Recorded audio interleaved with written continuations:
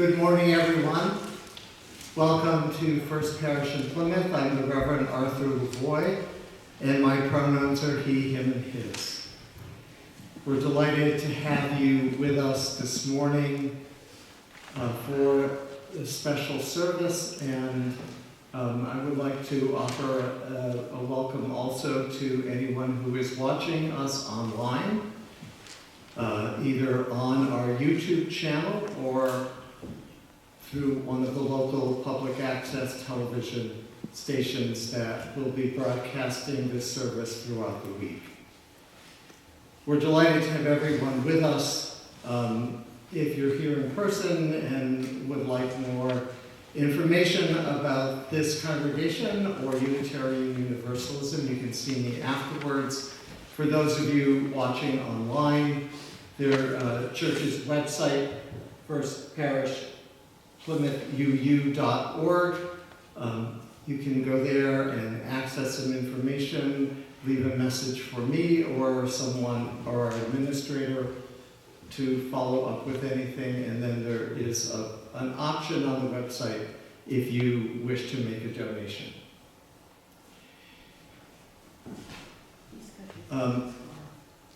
This morning, I am honored to have Mohammed Seven as our special guest who is doing the bulk of the service this morning. I first met you through your wife, Amanda, and Amanda was my director of religious education when I served the congregation in Dorchester. And when I left the congregation in 2015, Amanda and the children organized, I don't know if you recognize the piece that I'm using on the chancel table this morning. It usually rests on the mantle in my office back at the parish house. So that was a gift from Amanda and the children when I left the congregation in Dorchester. So I have always been so impressed by your voice and your vision and the way that you create music out of the different intersections of your life. And we are blessed to have that vision, that clarity, and that wisdom with us this morning as we try to navigate our own intersections. So welcome once again, and welcome to all of you. Whoever you are, whoever you love, whatever you believe, you are welcome here today. For our call to worship, I would like to share the poem Libations by Amanda Gorman, who was President Biden's inaugural poet. She's got a wonderful book of poetry that came out last year. Today, as we listen to, speak to the past, the pain, the pandemic, we call out, we carry on, we are, we move, remembering, renaming, resisting, repairing, rousing, our world, our world, our world, our world. Like haunts, like hulls, like humans, loosening, lighting our mouths. Home.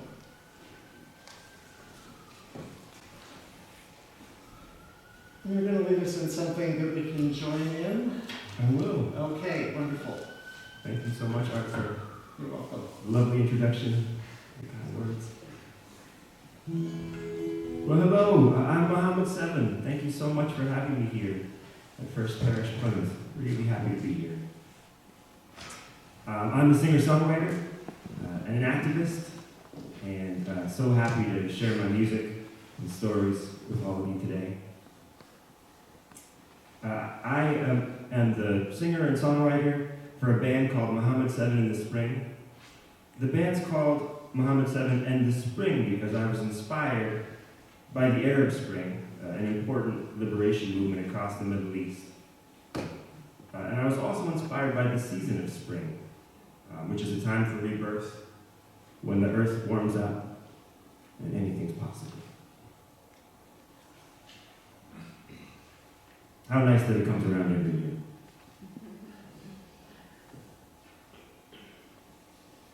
This was the part where I was going to introduce my lead guitar player who was going to accompany me, but he woke up sick. I thought it'd be best for him to stay home. Well, for the hymn today, I thought I'd teach you a children's song that my good friend Chris Sand wrote. It's called Crazy Animals.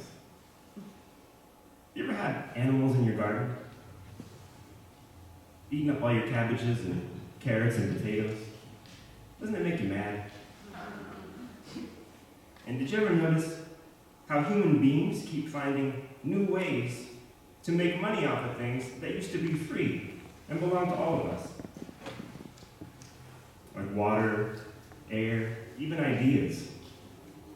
Well, this is a song about those things. So it's a call and response song. And the first verse is about deer. The second verse is about rabbits. The third verse is about raccoons. The final verse is a surprise. So the way it'll work is I'll sing the beginning part. We'll just do the first verse as a warm-up so everybody can get used to how it works. So I'll sing the verse, and then at the end, first one's about deer. I'll say, those deer, and you'll sing, those deer, those deer, those deer, those deer, and then we both sing, those crazy, crazy deer. All right, so I sing the beginning part. This is just a demonstration here. Though, actually, you know what? We'll just go for it. I think you got it. Yeah. Those deer ate that pear on that tree that was there. They would not play fair, so I gave them a scare. Now they've run far away. If they come back today, I will give them a pop on the bum with a rock so they hear what I say. Those deer, those deer, those deer, those deer, those deer, those crazy, crazy deer. Oh, you're very good. I'm immediately impressed. Those rabbits ate my beans and my cabbage and my greens. They were famished, but that's mean. 'Cause now my cabinets are lean, so I chased them away. If they come back today, I will give them a pop on the bum with a rock so they hear what I say. Those rabbits, those rabbits, those rabbits, those rabbits, those rabbits, those crazy, crazy rabbits. Those raccoons ate my flowers, they were soon to devour everything in their power, all within half an hour. So I gave them the same. So if they come back again, I will give them a pop on the bum with a rock so they hear what I'm saying. Those raccoons, those raccoons, those raccoons, those raccoons, those crazy, crazy raccoons. Those grown-ups ate the planet like a donut or a sandwich. They've sure enough done some damage, and I hope that they can manage to not eat every tree and not drink every seed, or I'll give them a pop on the bum with a rock so they listen to me. Those grown-ups, those grown-ups, those grown-ups, those grown-ups, those crazy, crazy grown-ups. All right, well done, everybody.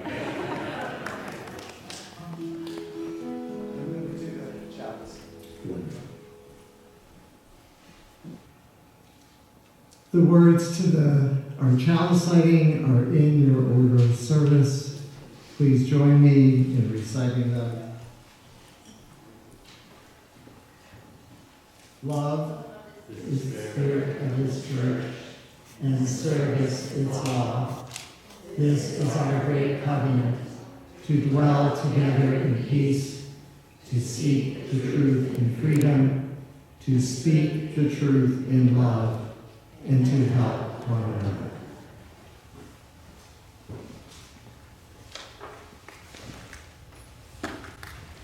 And I think you wanted to have things. Yeah, should we pick them up? Yeah. Great. All right, so if the kids and their parents want to just come up and sit right up in front here for this next song before you go with Deb up to the parish house, we'd love to have you come up and sit here.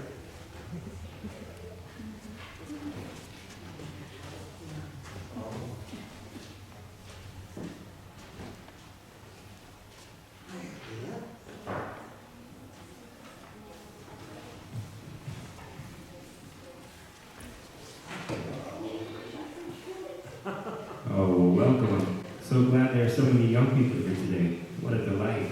So I've got one more children's song to sing before you all go off.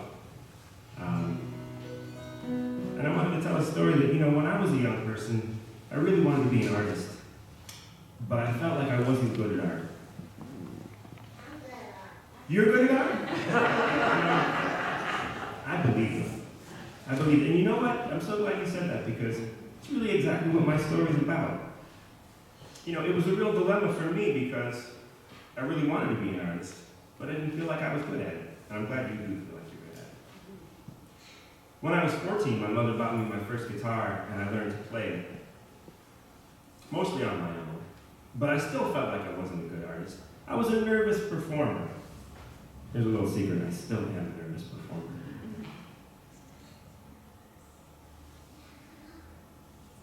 Which is hard for a singer-songwriter, that's kind of part of the job. But I really stuck with it. I gave up about 100 times, but I pushed through the discouragement 101 times, and it turns out that's all it took. When I finally became a successful musician, I realized that most people are confused about who artists are, although it seems like you all probably aren't so confused, but I thought I'd tell this story anyway. Somehow we've come to think about artists as some people are artists and some aren't. But what I know now is that everyone's an artist. Whether you like singing in the bathtub, or you like to write, or you like to cook. Oh, I see some eyes. I see some singing in the bathtub people in this house. I know my own kind. Or whether you like to tell stories or tell jokes, or fix things when they break. These all take creativity, and that's all art is. It's just being creative, making something new, and putting your special stamp on it. So, any of you today, that's better, right? Any of you today see, I knew if I just spoke off the top of my head about these things, I would go on for longer than I meant to, so I wrote it down. But I'm also not used to reading off a page since I am not a minister. So bear with me. What was I saying? Oh yeah, if any of you sometimes think to yourself, I wish I was an artist, I hope you can hear what I'm saying. You are an artist. Especially all of you in the front row. So, don't waste any more time thinking you're not. Go ahead, make art you feel excited about. Tell them Muhammad 7 said you should. So this song is called Javelinas. Does anybody know what a javelina is? Anybody ever heard of a javelina? Do you know what a javelina is?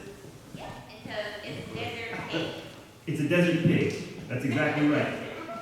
It's a pig with kind of great big saber-toothed tusks. They're adorable and also maybe a little scary. And one time, I was camping in my truck in West Texas, a place called Big Bend, and I woke up to 20 javelinas all sitting around.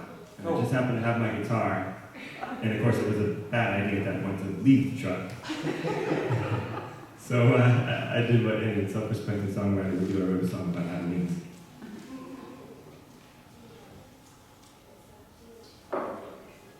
So let's see. There's one obvious one obvious part of this song for you to join in when I say, little Abilene, what is your name? I don't care if it's hard to say. At that point, that's your opportunity to oink. Like this. Want to practice now and see if you can get an oink together? Oh, there we go. I hear good oinks. All right. So you can oink during that part, and then the chorus is always the same, and I'll teach it to you. It goes like this. Javelina, Javelina. That's the first half, so sing that with me. Javelina, Javelina.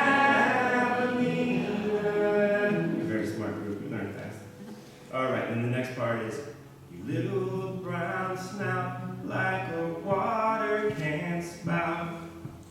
Little brown snout, like a water can spout. Javelina, Javelina. Then the last part is, I want to take you home, but you eat all my clothes. All right, so it'll come back around a few times, and you can jump in if you want to, all right, if you feel comfortable. So here it goes. Little Abilene, where do you roam? You gotta find food 'cause your mama's all gone. Little Abilene, where do you play? You're up too late 'cause your baba's away. Javelina, Javelina. Your little brown snout, like a water can spout. Javelina, Javelina. I wanna take you home, but you need all my clothes.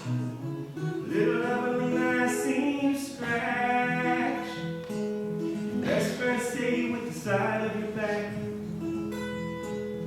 Little Evelina, why do you fight with your Javelina brother on a warm spring night? Javelina, Javelina.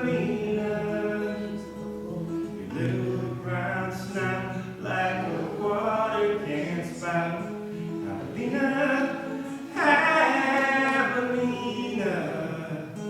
I want to take you home, but you need all my clothes. All right, here goes oinking. Little Evelina, what is your name? I don't care if it's hard to say.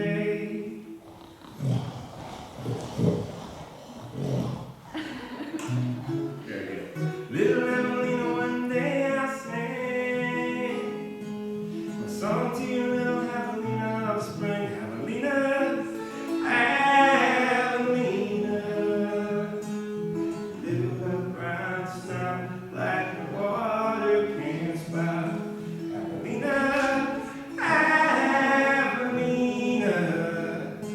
I want to take you home, but you need all my clothes. I want to take you home, but you need all my clothes. I want to take you home, but you need all my clothes. All right. Oh, thanks for singing along, everybody. That was great. Yeah, that's right. Give yourself a hand. Wonderful.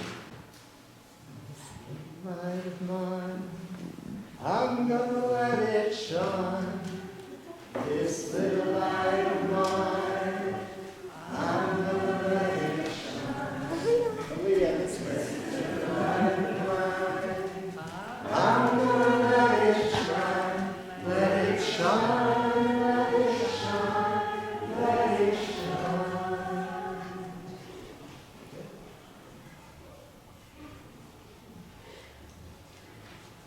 What a gorgeous congregation you have. What a lovely group of young people.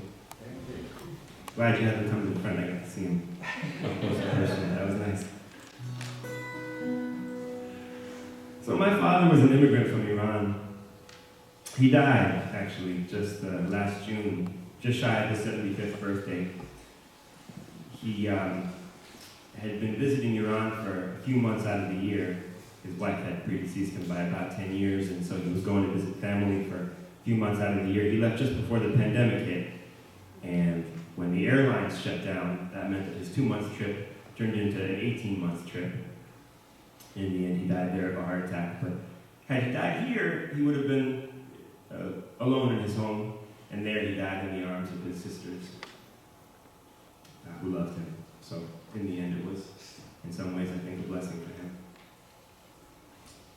for him. My mother is white from the U.S. Her ancestors are from French Canada.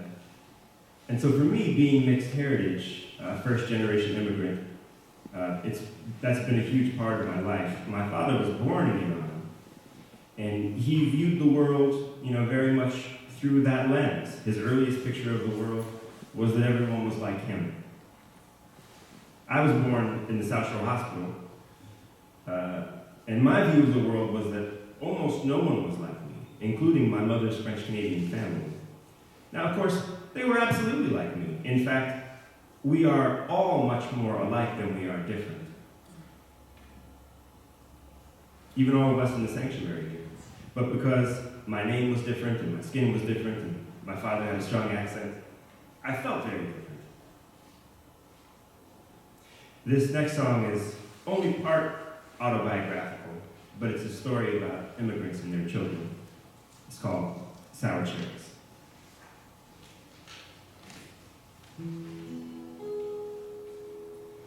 My father had a country, but the government was taken, the citizens forsaken by the dignity of God. When a holy man in exile put a bullet through the peacock throne, my father fled to San Antone with the puppet master's daughter. He had been rich, ain't rich no more. He made money off the spoils of a long-forgotten war. So he moved to California in the ass crack of the 80s with his wife and little babies for to start his life again. A bitter taste was tethered to his tongue by revolution, and his immigrant solution was to rent an ice cream parlor. It would be sweet, cold peace of mind. He made flavors from the memories of a home he left behind. California, sour cherries, pomegranate, baston, watermelon and persimmons colored his American dreams.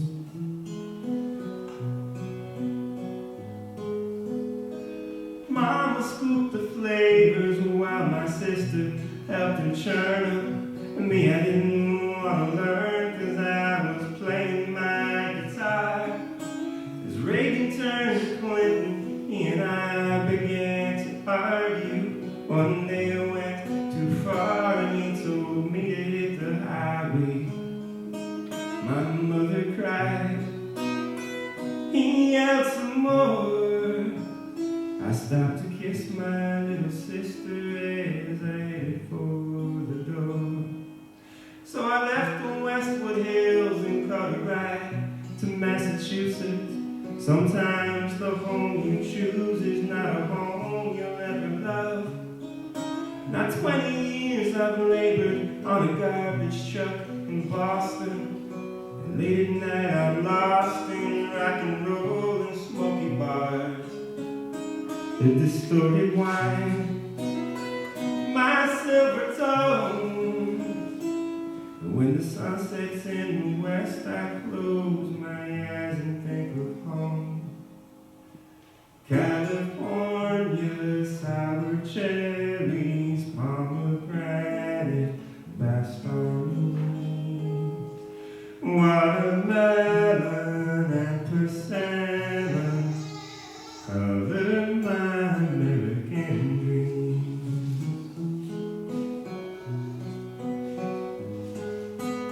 Ooh,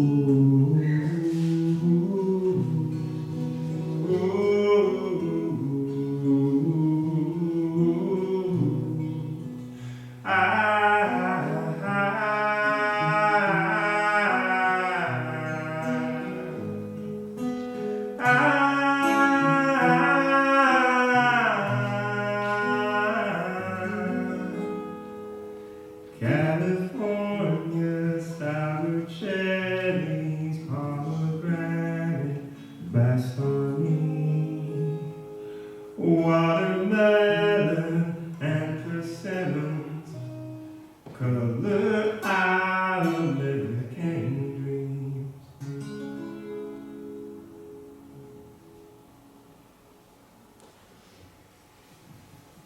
It's called Sour Cherries. Thank you.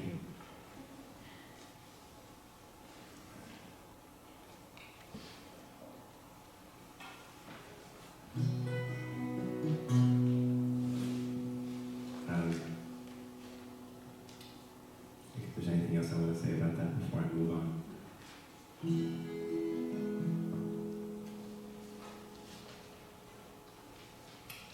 We just, Amanda, my wife and I, visited my cousin. Her name's Shada. She's actually a famous photographer living in Providence. She's quite wonderful. She does also, a lot of her work revolves around Iran, modern Iran, the Iranian Revolution, and our family's life as refugees. I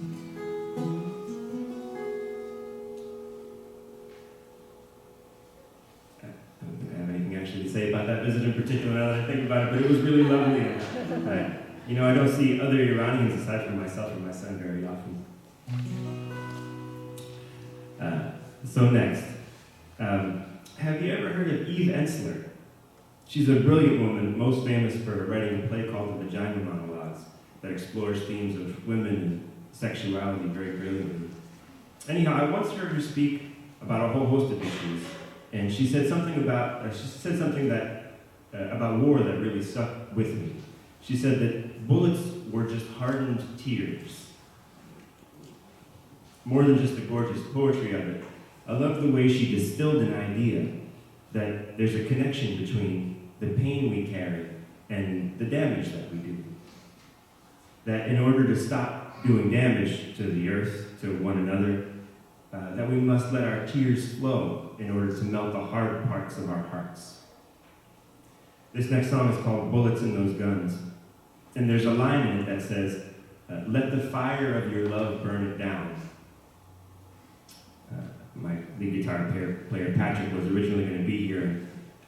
Patrick recently told me that he likes that line because he likes the idea of love being destructive. And I like Patrick. And the ideas that he has. So, the great thing about the destructive power of love is that it only destroys anger, and it only destroys violence, and it only destroys hate. Love is a powerful weapon because it is the anti-weapon. This is Bullets in Those Guns.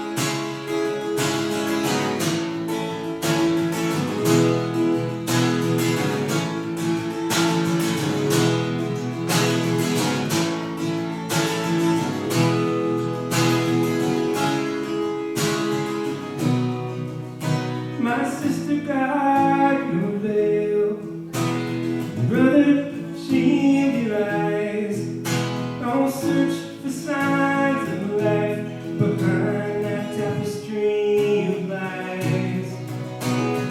We were girls and boys who learned their marching songs, who wore those ugly uniforms to show them we belonged. They shipped us off to war. Oh, how they yelled and cheered, but the bullets in our guns were just hardened tears. So let the fire of your love, melt those bullets down, heal your heart, heal your soul. Let the fire of your love, burn it down. Color of your skin, reaches of your soul, that strange and painful pleasure called returning what we stole. Where anger clouds your head, conscience weighs a ton. How can we make amends before we face the wrong we've done? You feel the firing squad when your reckoning draws near, but the bullets in those guns are just hardened tears. Let the fire of your love, melt those bullets down, heal your heart, heal your soul. Let the fire of your love, burn it down.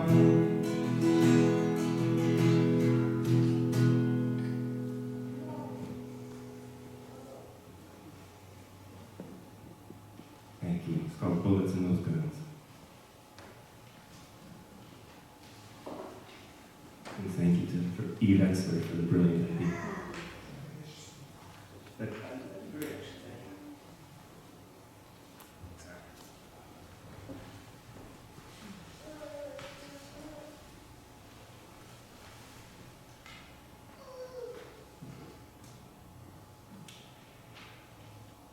The truth is that war is always on my mind. I was born in 1977, 2 years before a revolution in Iran that turned the country from a dictatorship backed by the United States into a state run by its religious leaders. For most Iranians, that meant going from a bad situation to a worse situation. Not long after, Iran and Iraq fought a war where 500,000 people died. It's hard to face what war is and what it does to people, what it does to all of us in the end. But face it, we must. I also see similarities between what happens in war and what happens to oppressed people in our own country. In some ways, inequality and discrimination are a war on poor people and people of color in particular. On Black Americans most especially. Michelle Alexander wrote a book called The New Jim Crow, in which she explains that we live not only in a class society, but in a caste society. That the story of the American dream tells us anyone can get ahead and make their fortune here in the US with enough hard work and perseverance. And as much as I want to believe that's true, I don't anymore. What Michelle Alexander shows is that a huge percentage of Black Americans in particular are born into an environment that almost guarantees they will never have access to the American dream, no matter how hard they work. If you haven't heard of it, I really recommend you pick it up. This is a great book. My earliest friend was a boy whose dad died young and whose mother was addicted to all the things. I could tell from the time I was a small boy that the deck was stacked against him.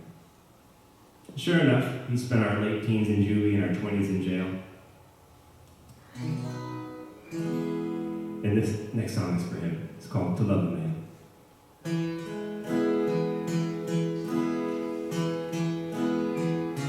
I came for visitation hours, the first time you did to the fight for being. And I tried to write you letters. I was working 2 jobs, getting my degree.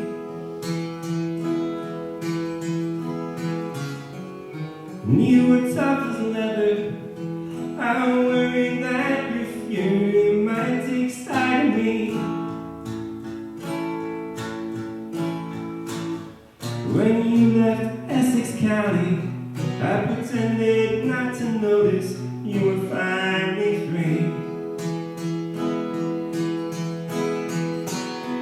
And it wasn't hard to love a boy, no blood yet on his hands, but no one ever warned me just how much it would hurt to love a man.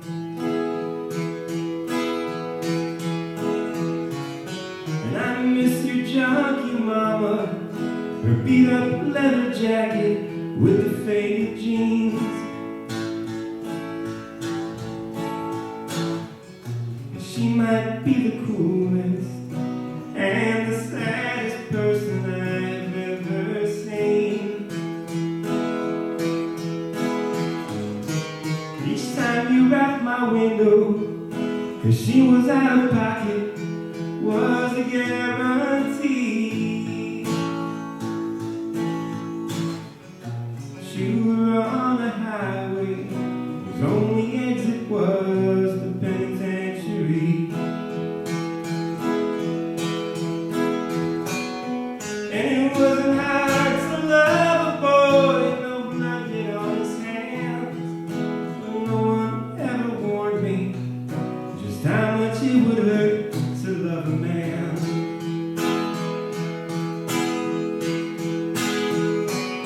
You were kind and gentle as a child, as fearless and as strong as I was scared. You were cavalier and crass, and your teasing made me laugh, but all that damage couldn't be repaired. I've tried for years to find you, wherever you've been hiding is a mystery.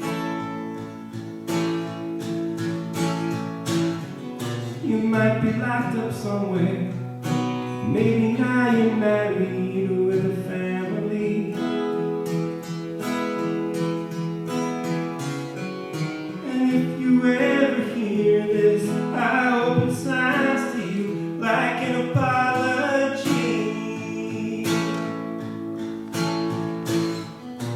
I was never certain of a way to tell you what you mean to me.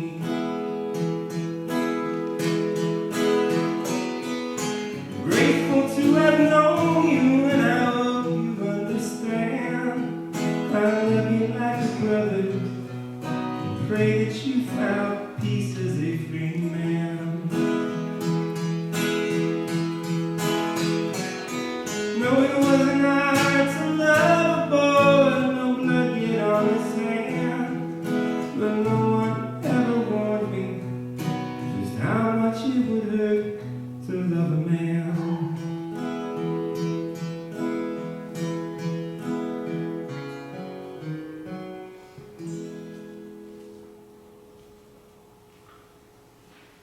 It's called To Love a Man. Thank you. I've never been silently applauded before, but I'm enjoying it. This is so nice for me, actually. You know, with the pandemic, performing artists, we've been inside for years, so nice to get to come and play for you.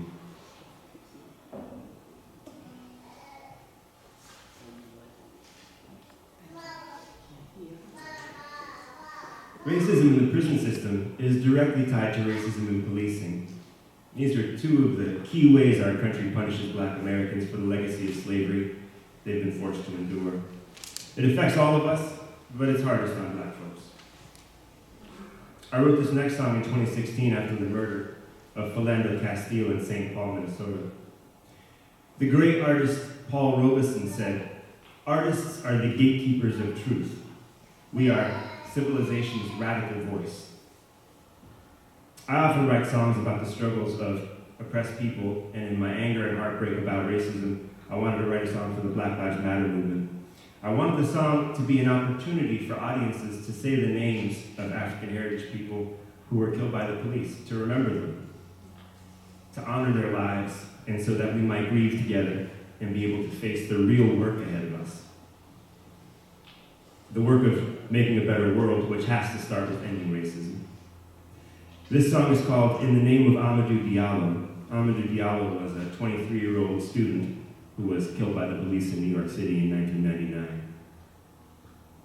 So, this is another call and response song. The call and response doesn't come until the end, and it's pretty straightforward. I will, at the end, sing the names of many people, and when I sing out, "Amadou," you'll sing, "Amadou," and when I sing, "Trayvon," you'll sing, "Trayvon," and when I sing, "Michael Brown," you'll sing, "Michael Brown." Just like that, it'll go like that the whole song. Is there any if we stand for that part? That's a great idea. As a matter of fact, before that part comes, I will, what will I sing? Oh yeah. I'll also invite you to put a fist up and raise your arms. So you're welcome to do that as well. But you're welcome to stand. All right. So this is "In the Name of Amadou Diallo."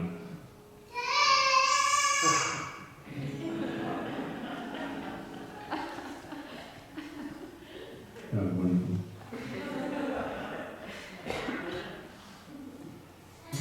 Does your life matter? How much is it worth? When you walk down the street, can you pass the police without fear in your face in the dirt? Are people afraid of your children? Do you smile to put strangers at ease? 'Cause across this great land, most black women and men work hard every day just to breathe. They say that change is messy and violence will surely ensue. Silence is deadly when violence towards many is rationalized by the few. So come on, let's take our world back. Our numbers make us strong. Those who degrade us will know what we're made of. Put a fist up, raise your arms. You're welcome to stand here. In the name of Amadou Diallo, in the name of Michael Brown, in the name of Trayvon Martin, 3 black boys all gunned down. In the name of Alton Sterling, for Philando Castile sing out the names of Martin, Malcolm, and the 2 Rodney King. In the name of Eric Garner, in the name of Kendra James, in the name of Ramarley Graham, join me now, say their names. Amadou, Trayvon, Michael Brown, we remember you now. Kendra James, Ezell Ford, Eric Garner, Yvette Smith, Walter Scott, Freddie Gray, Tommy Rice, Sean Bell, Marley Graham, Breonna Taylor, Ahmaud Arbery, George Floyd, we remember you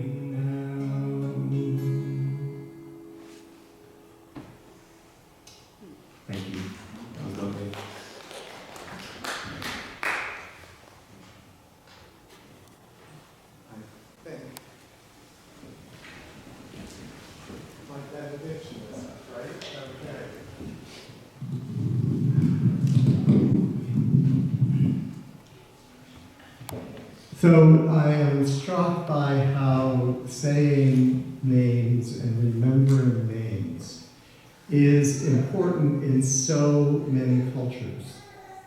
We know that in Latin American cultures and Mexican culture, remembering the names and saying the names of those who have departed keeps their spirits alive. Throughout the beginning of the years of the AIDS crisis, writing names on fabric and displaying quilt pieces kept the names alive of many of those that we lost. And continuing to say the names of those who have died through violence, and especially those people of color, those African American folks who were killed we don't remember the names, or we don't have in our consciousness the names of people who were lynched. But we do have the names of people who died, especially through police violence, and remembering those names, and remembering the names and saying the names is such an important part of what keeps us alive and what keeps us humble.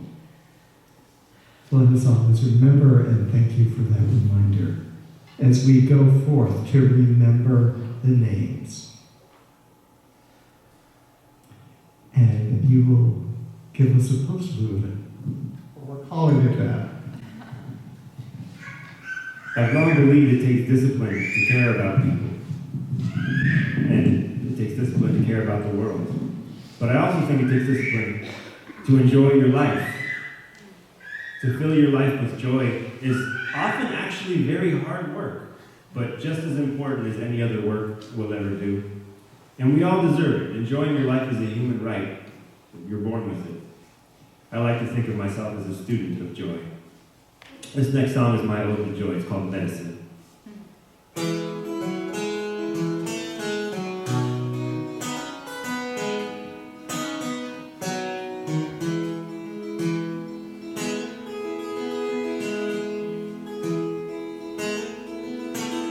All I want is the sun in my face. I lay on down and stare into space. Unplug the clocks and get lost in my thoughts with no destination in mind. All I want's the wind in my hair.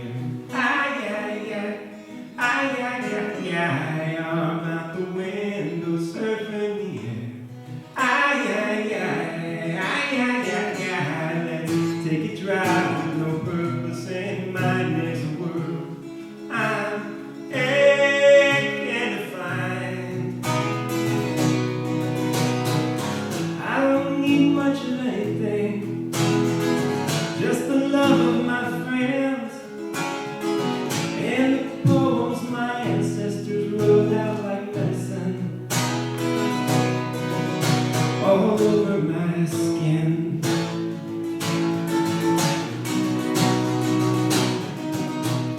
Oh, the ocean beckons me in. I fly my kite and wrestle the wind. Sleep in the sand, licking salt off our hands. We'll make fools of everyone's plans. Feel my heart unfold in my chest. I laugh so hard I choke on my breath.